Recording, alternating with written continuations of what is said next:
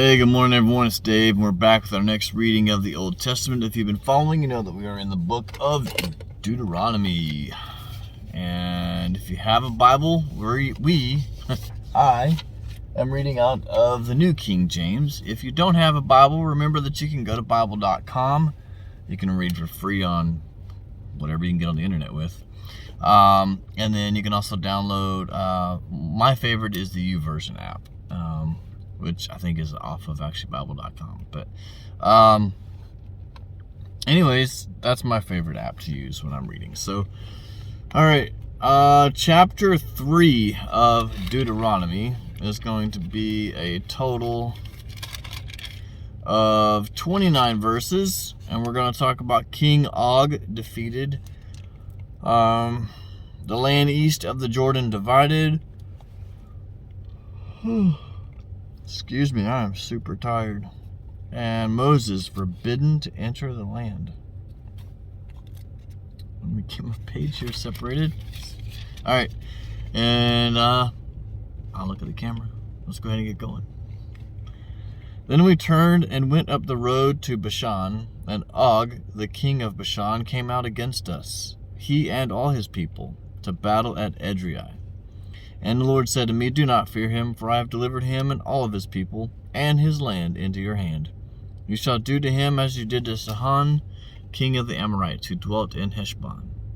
So the Lord our God also delivered into our hands Og, the king of Bashan, with all his people, and we attacked him until he had no survivors remaining.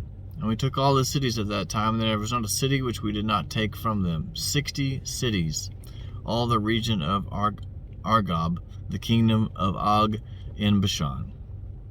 All these cities were fortified with high walls, gates, and bars, besides a great many rural towns.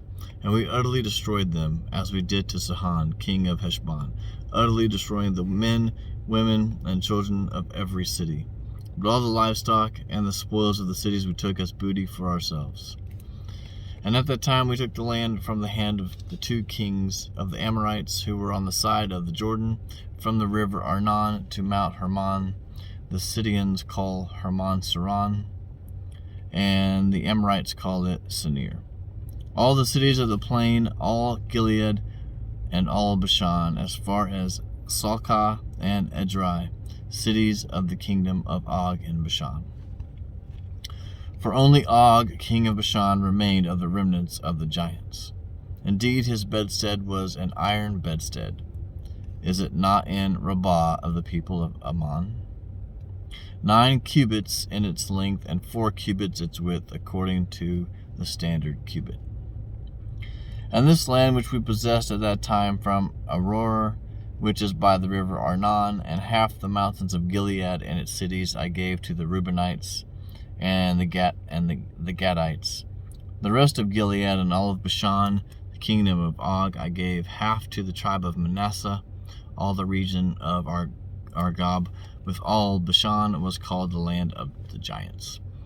Jair, the son of Manasseh, took all the region of Argob, as far as the borders of Geshurites and the Machathites, and called Bashan after his own name, Havoth Jair, to this day.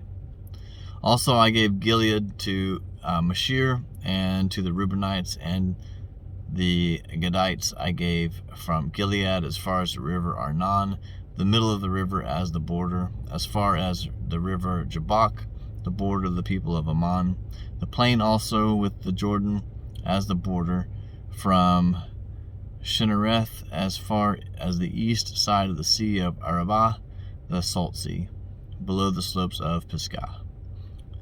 Then I commanded you at that time, saying, the Lord your God has given you this land to possess. All you men of valor shall cross over armed before your brethren, the children of Israel.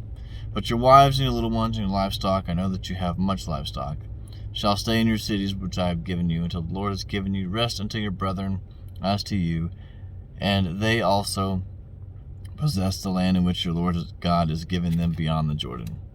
Then each of you may return to his possession which I have given you.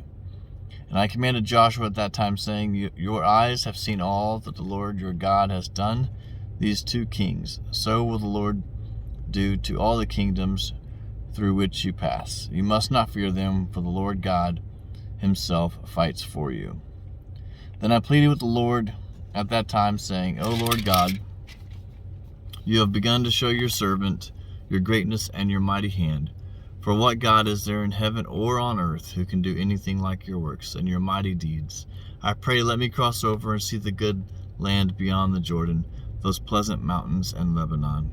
But the Lord was angry with me on your account, and he would not listen to me. So the Lord said to me, enough of that. Speak no more to me of this matter.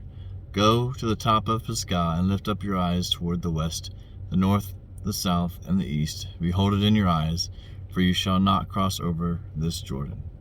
But command Joshua and encourage him and strengthen him, for he shall go over before his people, and he shall cause them to inherit the land which you see. So we stayed in the valley opposite Beth Peor. All right, that concludes chapter 3 of the book of Deuteronomy. All right, tomorrow we're going to talk about command obedience and bewaring of idolatry and some other stuff. All right, thanks so much for watching. It's Wednesday. The week is halfway over. I hope you all have a great Wednesday, and I hope you have a great rest of the week. Thanks so much from Central Texas, as always. God bless. When life keeps falling and wonder where he is in all this mess, he's right there to guide you. Unseen, you're not alone.